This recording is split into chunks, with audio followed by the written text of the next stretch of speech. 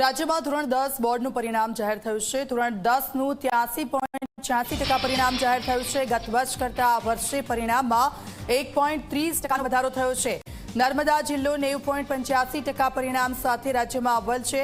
સૌથી વધુ 100% ગાંધીનગરના આજોલ કેન્દ્રનું પરિણામ આવ્યું છે। રાજ્યમાં સૌથી ઓછું પંચમહાલ જિલ્લાનું 74.42% પરિણામ આવ્યું છે। ફરી એકવાર પરિણામમાં વિદ્યાર્થીનીઓએ બાજી મારી છે। વિદ્યાર્થીનીઓનું પરિણામ 88.28 અને વિદ્યાર્થીઓનું પરિણામ 80.12% આવ્યું છે। તો આજે ધોરણ 10નું પરિણામ આવ્યું છે અને સૌથી વધુ 100% ગાંધીનગરના આજોલ કેન્દ્રનું પરિણામ આવ્યું છે। રાજ્યમાં સૌથી ઓછું પંચમહાલ જિલ્લાનું 74.42% પરિણામ આવ્યું છે। વિદ્યાર્થીઓ ખુશ છે, એકબીજાનું મોઢું મીઠું કરાવી રહ્યા છે અને હવે એ દ્રશ્યો પણ થોડીક જ વારમાં બતાવીશું કે પરીક્ષા કેન્દ્રો જ્યાં હતા, જ્યાં વિદ્યાર્થીઓ પહોંચ્યા છે પોતાનું રિઝલ્ટ લેવા માટે પોતાના માતા પિતા સાથે, ત્યાં કેવા દ્રશ્યો છે। કોઈકના આંખમાં ખુશીના આંસુ છે, માતા પિતાને વળગીને રડી રહ્યા છે, મોઢું મીઠું કરાવી રહ્યા છે। ત્યારે સીધા જઈશું અમારા સંવાદદાતા અલગ અલગ જગ્યા પરથી અમારી સાથે જોડાયા છે। અમદાવાદથી અમારી સાથે જોડાયા છે સપના શર્મા, સુરતથી અમારી સાથે ચેતન જોડાઈ ગયા છે।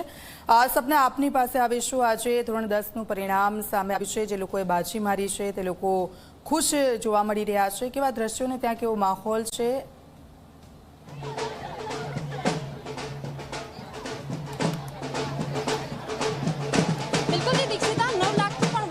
વિદ્યાર્થીઓ કે જેમણે બોર્ડની પરીક્ષા આપી હતી તેમનું પરિણામ જાહેર થઈ ચૂક્યું છે। તમામ જે વિદ્યાર્થીનીઓ છે, ખાસ વિદ્યાર્થીઓ છે, એમના ચહેરા ઉપર જે સ્માઇલ છે જોઈ શકો છો, કારણ કે મહેનતનું ફળ ચાખવા મળ્યું છે। અને આપણે વિદ્યાર્થીઓ સાથે વાતચીત કરી, એમને પૂછે કે કેટલો ઉત્સાહ હવે આ રિઝલ્ટ જોઈને। અચ્છા, આપ જણાવો, શું રિઝલ્ટ આવ્યું છે આપનું? મારું 96.51% આવ્યું। કેટલા ખુશ છો રિઝલ્ટથી? બહુ જ ખુશ છે। બિલકુલ, આપ તો હસી રહ્યા છો, જોરદાર રિઝલ્ટ આવ્યું લાગે। 95%। હવે શું કરશો? હવે આગળ જઈને કોમર્સ લેવાનો વિચાર છે। કોમર્સ લઈને શું કરશો? કોમર્સ લઈને આગળ જે આપણે એક્ઝામ્સ હોય છે, ગવર્મેન્ટ એક્ઝામ્સ, એના માટે ટ્રાય કરવું છે વધારે, કે જીપીએસસી યુપીએસસી છે એના માટે ટ્રાય કરવો છે આગળ જઈને। બિલકુલ, આ એ ભવિષ્ય છે જે સિવિલ સર્વન્ટ બનવાની ઈચ્છાઓ વ્યક્ત કરી રહ્યા છે। અચ્છા, આપ જણાવો, શું રિઝલ્ટ આવ્યું અને હવે છે? મારા 97.49% આવ્યા છે અને હું બહુ ખુશ છું। કેટલું પરિશ્રમ કરવું પડ્યું? આખો દિવસનું શેડ્યુલ શું રહેતું? બહુ જ પરિશ્રમ, બહુ જ મહેનત કરવી પડી હતી। પણ આપ જણાવો, આપનું શું રિઝલ્ટ આવ્યું અને કેવી રીતનું આખું શેડ્યુલ રહેતું હતું?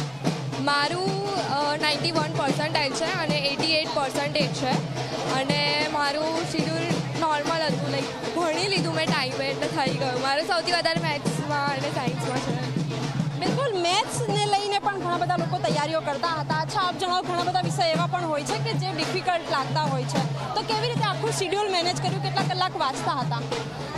દિવસમાં તો જે ટ્યુશનના આવર્સ હોય, 6 કલાક સ્કૂલ, પછી 6 કલાક ટ્યુશન, ને એ પછી રાતનો ટાઈમ ફિક્સ હતો। રાતના ટાઈમે ભણવાનું, મને એવી આદત હતી રાત્રે ભણવાની, મને રાત્રે વધારે યાદ રહેતું હતું, હું રાતના ભણતી હતી। અને પછી બીજા દિવસ સવારથી પાછું એ જ રૂટીન ટ્યુશન, અને પછી જેમ જેમ ટ્યુશનમાં એક્સ્ટ્રા ક્લાસીસ લેવાના ચાલુ કર્યા, અને એમાં સૌથી મોટો હાથ તો કંસારા સરનો જ હતો।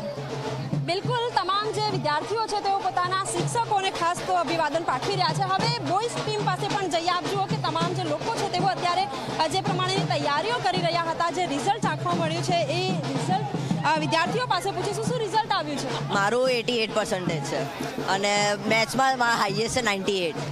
મારા બહુ ખુશી છે, મસ્ત રિઝલ્ટ આવ્યું છે, ફર્સ્ટ ટાઈમ ઇન એવર। બિલકુલ, આપનું શું રિઝલ્ટ આવ્યું? કેવો ઉત્સાહ? મારા 92% આવ્યા છે અને 96% આવ્યા છે અને આ રિઝલ્ટ મારા માટે ખૂબ સારું છે। મારા મેથ્સમાં 95 અને સાયન્સમાં બી 95 આવ્યા છે અને એક્સપેક્ટેશન કરતાં 100% વધારે રિઝલ્ટ આવ્યું છે। Thank you.